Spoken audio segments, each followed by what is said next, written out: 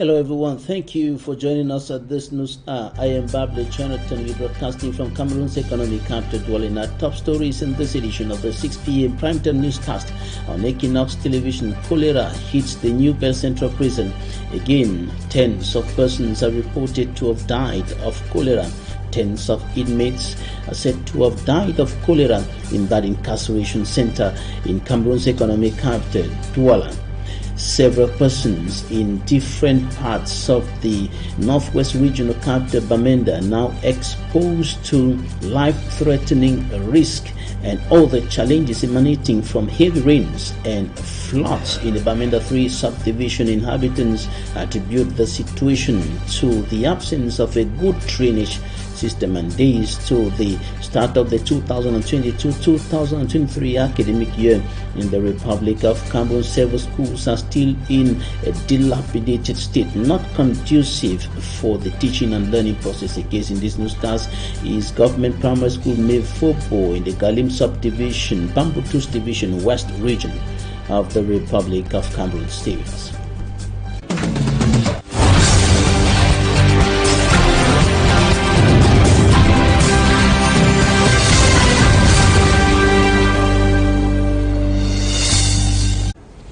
Fears of a difficult situation in the New Bell Central Prison arising to the sky after cholera is said to have killed tens of inmates in that incarceration center in Cameroon's economic capital, Douala.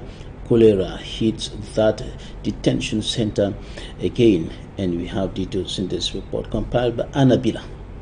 At the New Bell Central Prison, health workers could be spotted at the entrance of the detention center. Completely covered, protected with boots, gloves and spraying cans, a hidden camera spotted them entering into the prison facility, probably to disinfect the prison.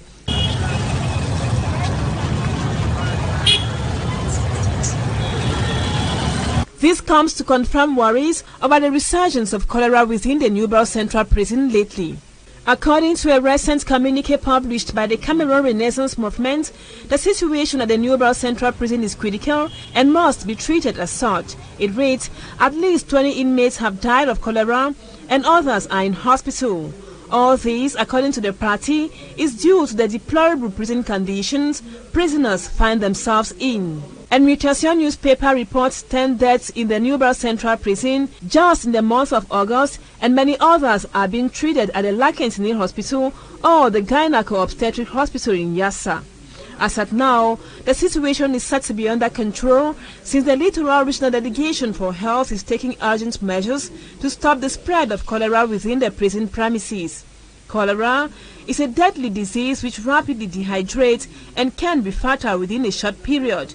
Medics advise to drink only potable water, keep all food items covered, and respect all the basic rules of hygiene and sanitation. Now to the west region of the Republic of Cameroon. Inhabitants of Batula are finding it quite difficult. In fact, this is an uphill task to move from one part of the area to another, and this is because of the bad state of roads in that part of the west region. Details with Smart Jikan Gabriel.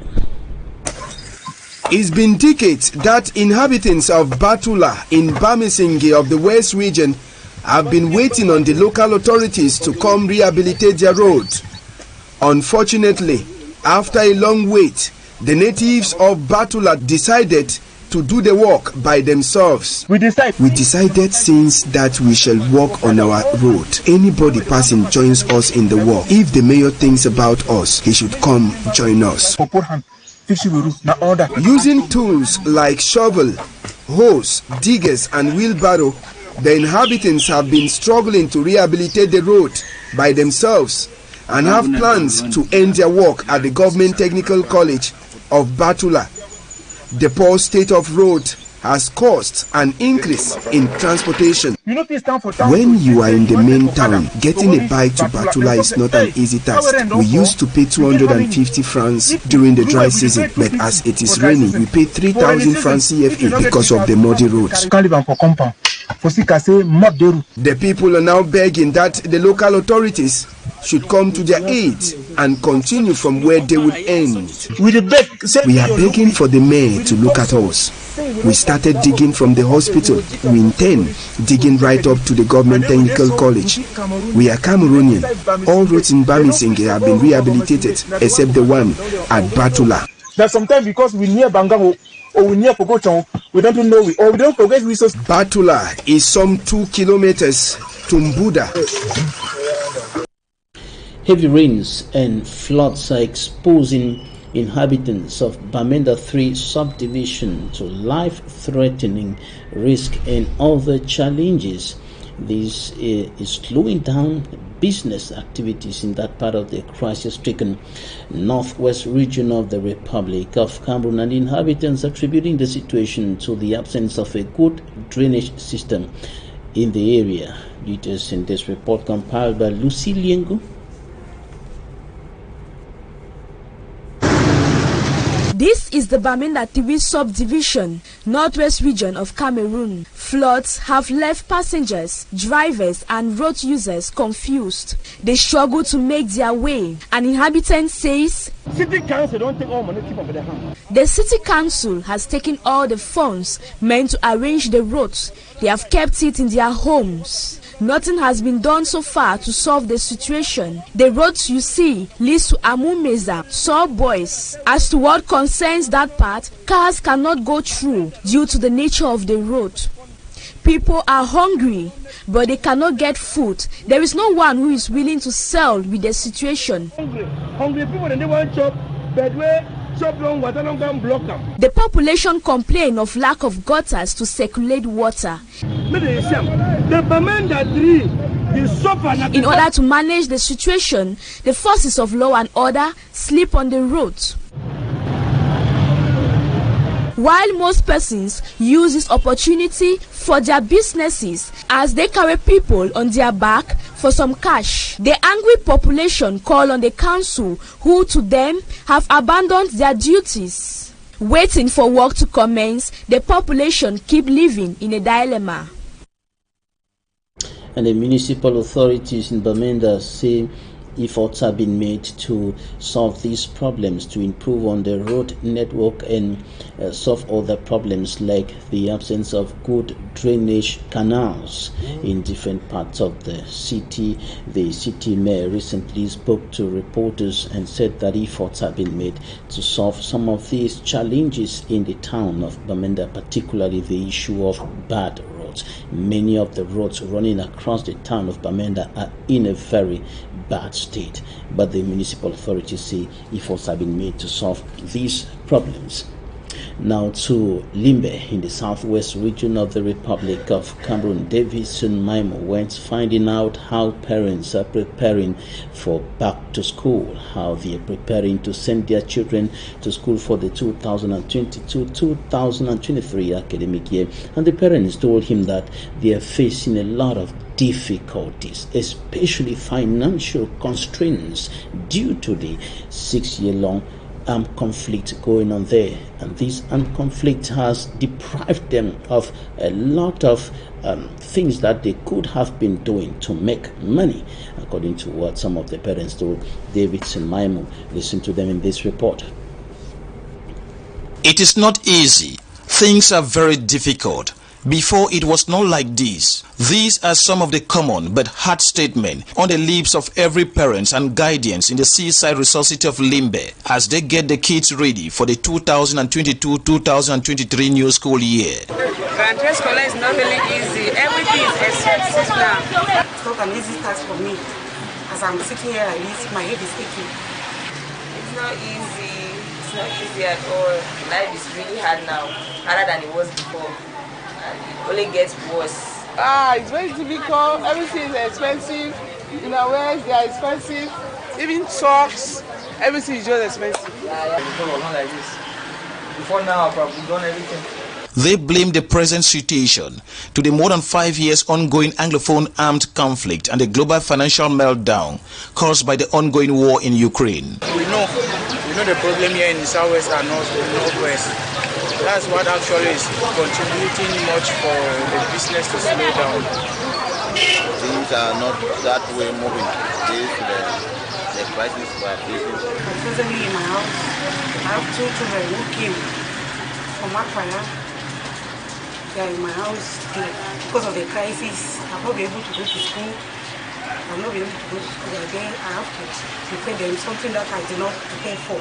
Because of the crisis, Anglophone crisis, and Russia, something like Russia and Ukraine war. So it makes it come on to is not moving. Increment in prices and everything is so difficult. We are tired. We don't know what our still even go to school. So we are managing. Education being an obligation to a child, the parents and guardians must do whatever it takes to send the kids to school. It's something that you have to do.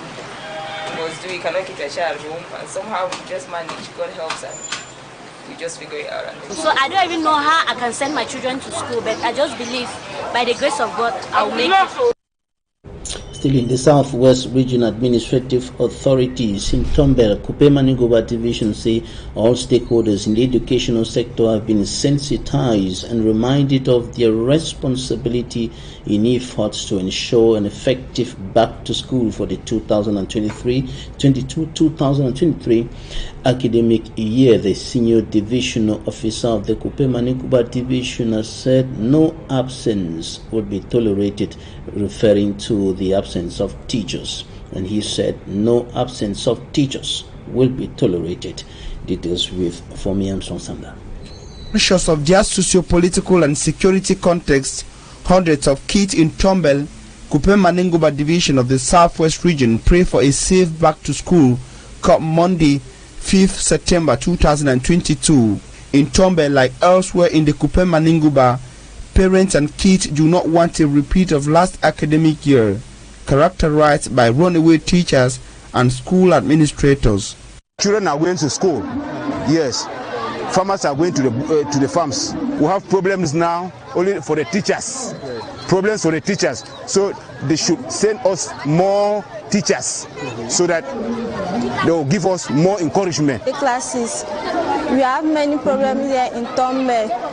We are praying that we should send more teachers here to teach children. To have a positive back to school and a successful academic year, elites of the area have joined the sensitization caravan. The students to the pupils, so that at least the parents should be relieved of that burden of sending their children to school. Hailing the elite and some administrators for what he says is a school-friendly environment in Tombel, Video Nyam Leonard says no absences on the part of the teachers will be accepted. They should know that they have to go and teach because the children are there. And this time around, we will no longer condone or tolerate those who are not willing to work because the security situation has deadly ameliorated. Authorities say that all stakeholders in the educational sector have been sensitized, and a successful back to school come Monday now rests on their shoulders. And barely days to the start of the 2022-2023 academic year, several institutions in many parts of the Republic of Cameroon are still in a dilapidated state, not conducive for the teaching and learning process. And Innocent in the report coming up next takes us to Government Primary School Mevobo in the Galim Subdivision, Bambutus Division, West Region of Cameroon. His report. You might be thinking this is a traditional kitchen in Mevobo, Galim Subdivision in the Bambutos Division of the West Region. But watch out, it has nothing to do with that. Rather, it is a government primary school. Despite its dilapidated and disgusting state, this government primary school, Mevobo, will welcome pupils for the 2022-2023 academic year next week. Est-ce qu'il y aura rentrée justement? Il y aura rentrée, même s'il y a quoi. Il n'y a pas de problème. Pupils who will school here will not be the first to study in such an environment and classrooms. Les enfants doivent être encadrés comme d'habitude. They will, however, be guided as they assimilate knowledge in these risky and frightful classrooms. The PTA president says the school was even constructed by parents without the support of Ellis. Despite the state of the educational establishment, the school still reaps good results. Dans tous ces tracasseries, on a toujours une réussite de 100%. We were told that one of the school structures has been poorly maintained. These structures, which fall under the public investments budget, have been abandoned in ruins by contractors who, after collecting the money, failed to realize the project.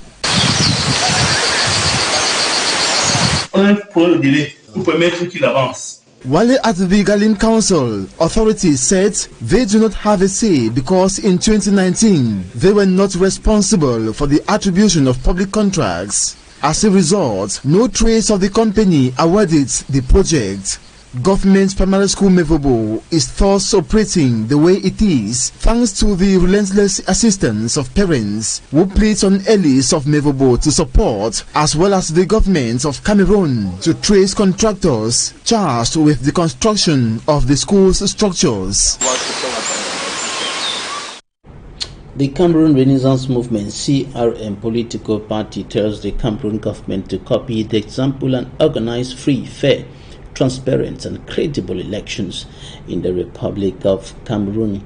The party's organization of elections of bureau members in Kongsamba in the Mongo Division Littoral region of the Republic of Cameroon took place digitally, and the results were released immediately.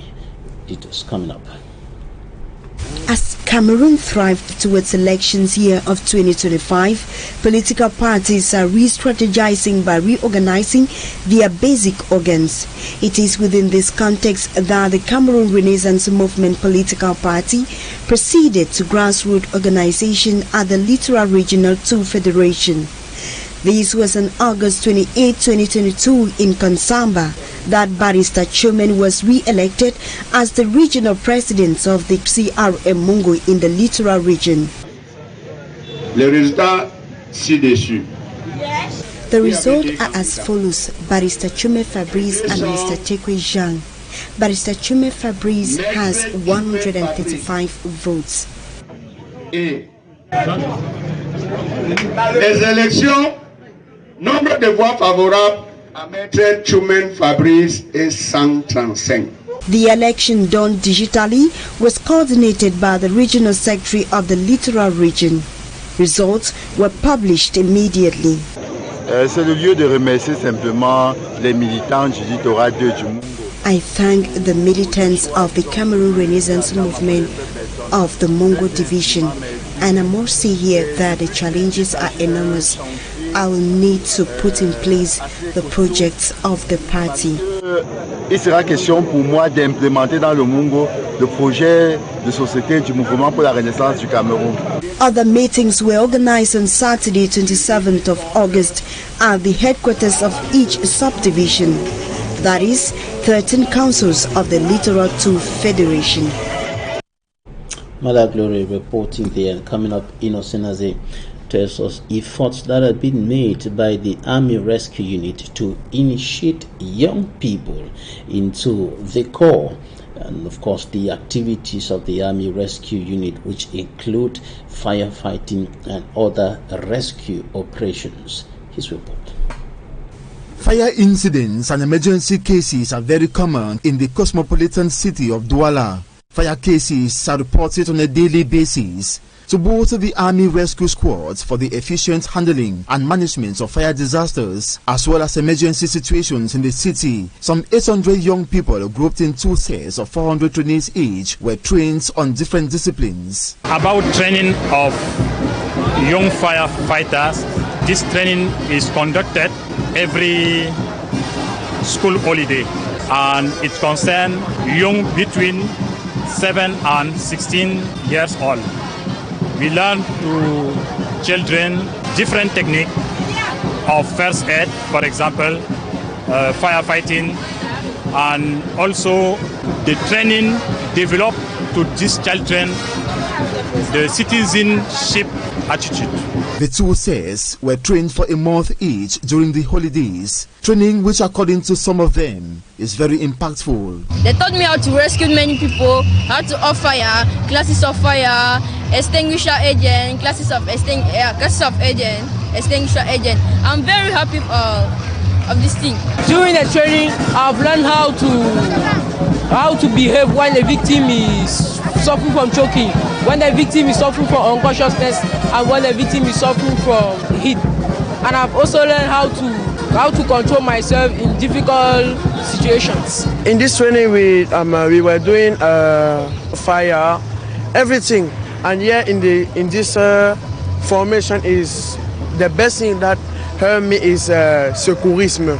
One of the trainees reveals he was reluctant from day one, but in the course of the training fell in love, and at the end of it feels like a real firefighter ready for a mission. I did not even knew it. At the first time, I did not knew that my parents are going to put me here. For my first year, I was first, it seemed as if I don't want to come. Some days I will come in, some days I will lacking, some days I will come in, some days I will lacking. My second year, I was not even conscious.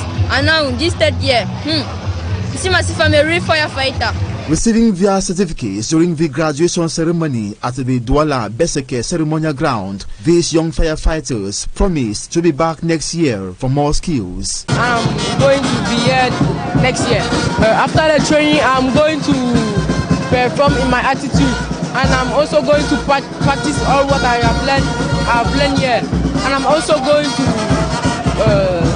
practice all the security techniques. Parents have been encouraged to allow their children participate in these holiday activities organized by the Army Rescue Unit so that they will be able to save lives and properties when need arises.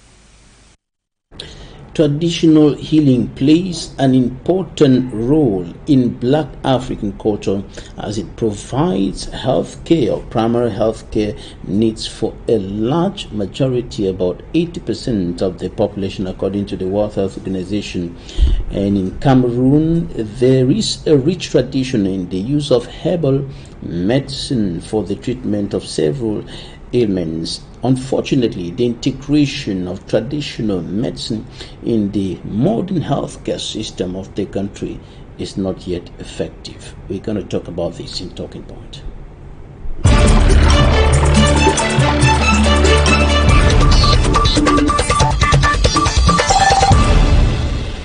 Our guest today, Dr. Muvala Marcel, is a traditional medical practitioner. Thank you for joining us today. Thanks so much, Mr. Babila Jonathan, and thanks for connecting me to the public this evening. It is my pleasure always. Now, what is the state of affairs in the African traditional medicine sector today? A lot is still in progress as far as traditional medicine is concerned in Africa as a whole. Yesterday was the World African Traditional Medicine Day, and we are celebrating the second decade of Traditional Medicine Day. And the theme was progress towards achieving a universal health coverage. It means that the World Health Organization acknowledges the fact that traditional medicine has a lot of role to play as far as our healthcare system is concerned, but a lot is still needed to be done to meet standard. Practice of traditional medicine with that theme and the efforts that have been made in terms of achieving universal healthcare coverage, particularly in the African continent. Yesterday was the World African Traditional Medicine Day, and we were celebrating we are now in the second decade of African Traditional Medicine Day, and the theme for the celebration yesterday was progress towards achieving a universal health coverage in Africa. It means that the World Health Organization acknowledges the fact that traditional medicine has a very vital role to play in our healthcare system, but a lot of work is still supposed to be done in this sector. What will change in the practice of traditional medicine? Yes, when you look at the theme, universality means that the practice of traditional medicine will not only be in a particular locality. It means that all traditional practitioners are supposed to have a common therapeutic protocol which can be applicable universally. It means that what we are using here in Cameroon, we can be able to put it in place in other African countries like in Nigeria, like in Ghana, and so on. And why not out of Africa? So we understand that the World Health Organization respects African as far as traditional medicine is concerned. That is why this day, the 31st of August, was set aside for the celebration of African traditional medicine. What is happening with the integration of efforts for the integration of African traditional medicine in the modern medicine system, particularly here in Cameroon? The integration of traditional medicine in the modern healthcare system is still a difficult task, like I can put it. Somebody like myself that is practicing traditional medicine and modern medicine, we see that with the modern medicine is a universal medicine. That is to say that the medicine is accepted everywhere. It is accepted in all the society because it is scientifically sanctioned. But with traditional medicine, a lot is still supposed to be done. And for traditional medicine to be successfully integrated into modern medicine, 3 factors are supposed to be taken into consideration here. That is the quality of the drug, the quantity, and the regulating modality. And quality here is the vital component because it has to do with the intrinsic and extrinsic factor. That is intrinsic, the component of the plant being used, and extrinsically, the environmental factors that is influencing the quality of the chemical component or the phytochemical in the plant. So it is not easy to universally accept traditional medicine because a lot is still supposed to be done at this level.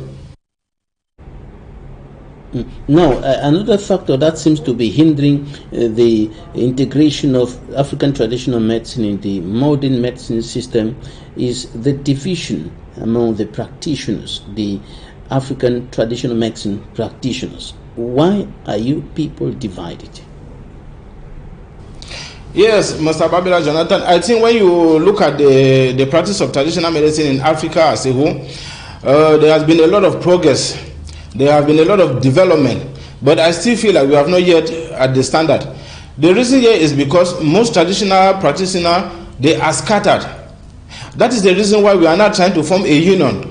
Like in Cameroon, we have the Commonwealth Institute of Natural Medicine, in which I'm the president of the regional branch for Littoral and Southwest. We are trying to bring all traditional practitioners together so that we can be able to have a common practice. We can be able to have a common idea. This is to say that the drugs that traditional Dr. A is prescribing can match with the same prescription of traditional Dr. B. But the practice is not working this way because all traditional practitioners have that therapeutic protocol and is not respected by others. It means that a traditional practitioner can have a different therapy for malaria and another traditional doctor will not accept that for malaria treatment. And so it is making the integration of traditional medicine into modern medicine a bit difficult. Now, what about the issue of charlatans and dosage? It's not only in traditional medicine, it is in all aspects of life, even in modern medicine and in any other practice. But the problem of quantity here, that is the dose, the therapeutic acceptable dose that can be prescribed, is now down to the fact that we said that traditional medicine, for a herbal medicine to be therapeutically effective, the intrinsic factors must be taken into consideration. That is to say that the phytochemical that is we need to treat the patient, they are not the same in the same plant and in the same season. Therefore, if the seasonal variations that affect the quality of phytochemical, it will be difficult to really think that the same quantity of herbs that is given today will be the same quantity of herbs that will achieve the same therapeutic effect in the next 1 year. That is to say that what? During the dry season, some of these chemicals, they are highly concentrated in some plants. And then when you give a dose like 2 tablespoons, and then during the rainy season when the chemical they are reduced, that 2 tablespoons might not give the same therapeutic result. So therefore, it is making the treatment of patient as season is changing a very difficult task for many traditional practitioners. And sometimes we don't understand why the same treatment that I gave to a patient during this period is not working in the next period, because there's something that we need to understand about the intrinsic factor which is affecting the chemical composition of the plant. Why is the friction or the uncordial relationship between modern and traditional medicine persisting? The issue here with traditional medicine and modern medicine is like a battle that we have to think that people need to accept the truth. We cannot do without natural medicine. The definition states that about 80% of the world depend on traditional medicine for some aspect of their primary health care. But I want to say that today, about 95% or 100% of the world depend on natural medicine for some aspect of their primary health care. Sometimes the reason here is that we don't really understand the definition of traditional medicine. When you understand the definition of traditional medicine, which embodies everything that nature has provided for mankind for his general well-being, including the food and the water that we drink, there's nobody that can live without eating food. There's nobody that can live without drinking water. And all that is what the definition of traditional medicine covers.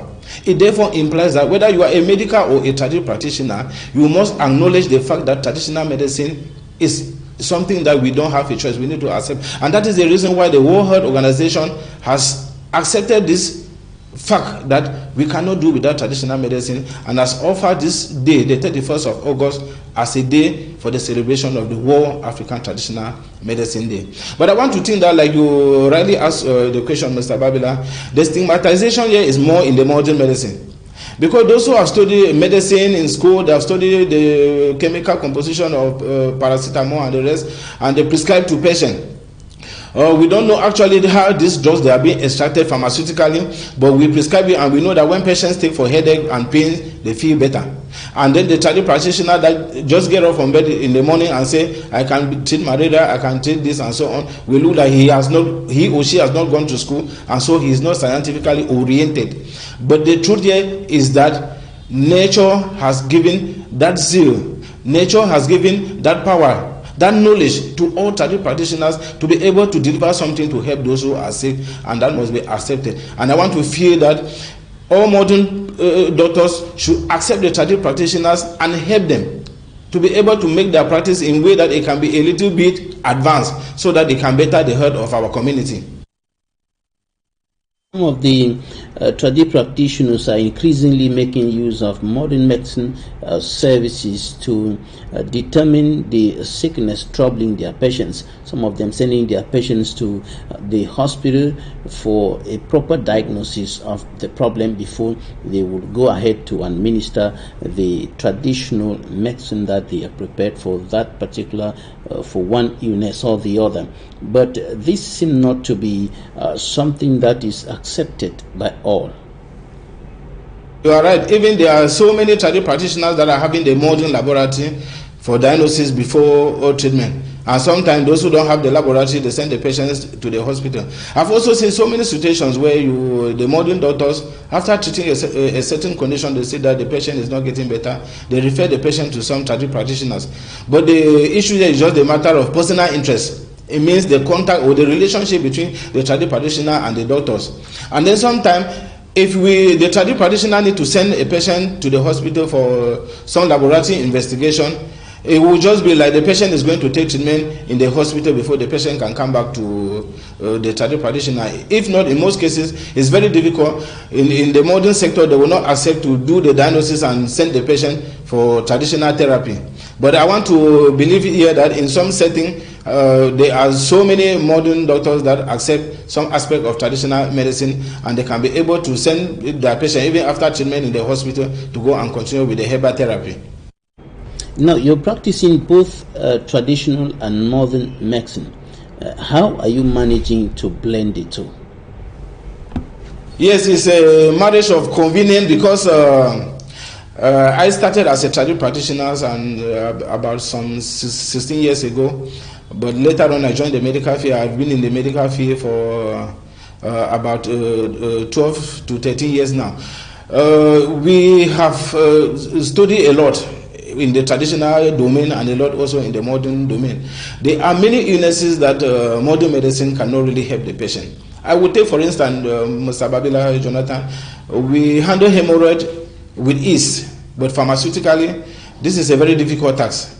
And you see that in most hospitals, when patients are treated for diseases like typhoid, they refer them for herbal therapy. The issue here is always to get a good strategic practitioner that can be able to understand the health problem of the patient and manage the patient being well. And then another aspect here is the issue of traditional doctors too that claim to handle all illnesses. That is also wrong, because there are some aspects of healthcare, like when I hear a traditional practitioner saying that I will treat you for hernia, I will treat you for appendicitis. What stage of appendicitis? They don't know. What kind of hernia? They don't know. And then when we talk of hernia, this is a situation that needs maybe a surgical intervention as soon as possible. And when you keep the patient and you say that you want to treat the patient with herbal medicine, what kind of herbal medicine are you going to use to be able to close a hole?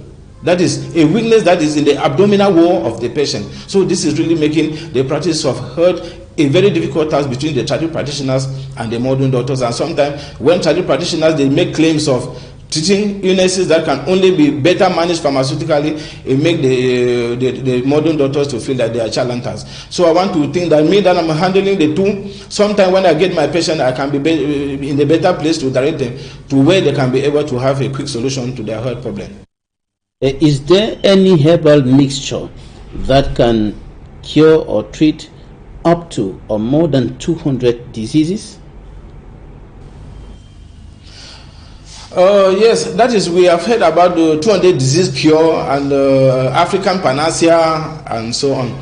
Yes, sometimes in traditional medicine we have some herbal combinations that can really handle many illnesses. But I will not stand here to say that can treat up to 200 diseases or less. But the issue here is the therapeutic application, because when we get a particular combination of herbal therapy, in some cases, venereal infection, what determines its chemical property, like for instance, a particular combination, the property can be changed if lemon is added to the drug. In another instance, that same drug can be changed by adding just limestone. So, but to say that a particular concoction can treat more than 200 diseases, sometimes I feel like it is not correct. It is not correct, because if we need to use this particular combination to treat many illnesses, the component must be separated for the different illnesses like it is done in modern medicine. Between the side effects of traditional medicine and modern medicine, are there any side effects for traditional medicine? Yes, there are side effects. To say that traditional medicine is without side effect is a wrong statement. But the good thing about the side effect of traditional medicine is that it is immediate and not long lasting, like with some pharmaceutical drugs. That is to say that you can take a cup of concoction here and you feel like you are nauseatic, you vomiting, or you feel abdominal discomfort and dizziness. But the effect is not long lasting, and sometimes the problem here is just estimation of dose. So the dose might be a bit higher for a particular patient to tolerate.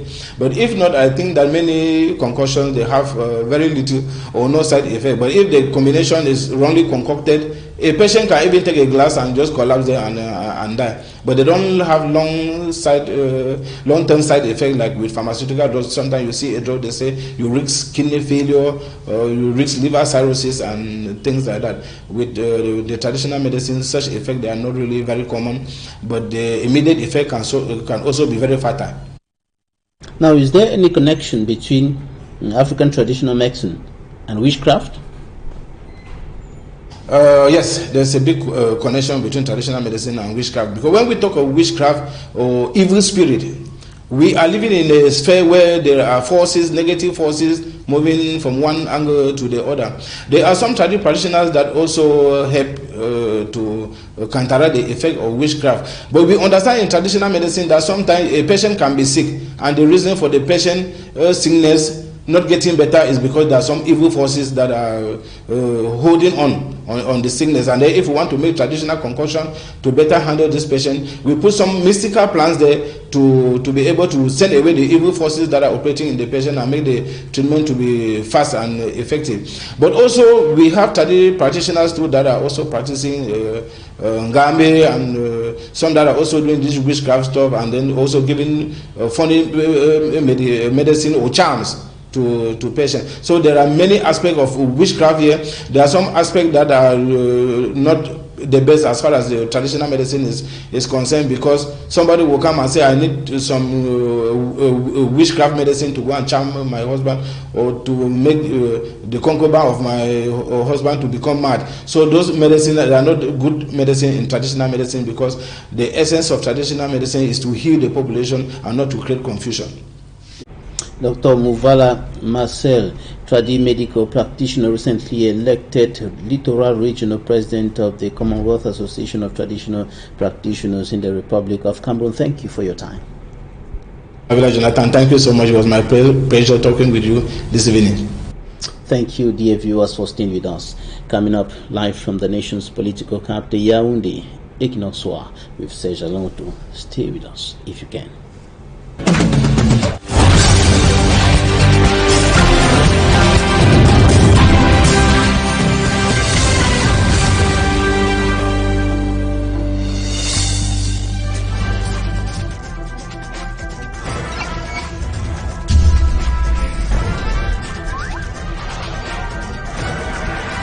Equinoxe Télévision, au-delà de l'image, nous rendons compte. Vendredi sur Equinoxe Télévision. En semaine, il y a eu donc cette nomination de Guy Féchilé comme entraîneur des U23 avec comme adjoint Laurent Jam. Donc c'est à lui aujourd'hui de nous donner la confiance qui a été mise sur lui, et également les attentes. Les sélectionneurs nommés en moins de 48 heures ont pu confectionner cette liste de 24 joueurs. Ce qu'on remarque, c'est que dans cette équipe des U23, la personne qui prend les rênes aujourd'hui, il était déjà là, il était adjoint. Donc du coup, on ne peut pas se douter qu'il ait eu à préparer cette liste-là bien avant même que cette nomination-là ne tombe. Il faut que les Camerounais comprennent que cette équipe n'a pas 7 jours avant le début. Elle est cette composition. Il y aura peut-être des joueurs qui jouent au football classique pour se retrouver dans une compétition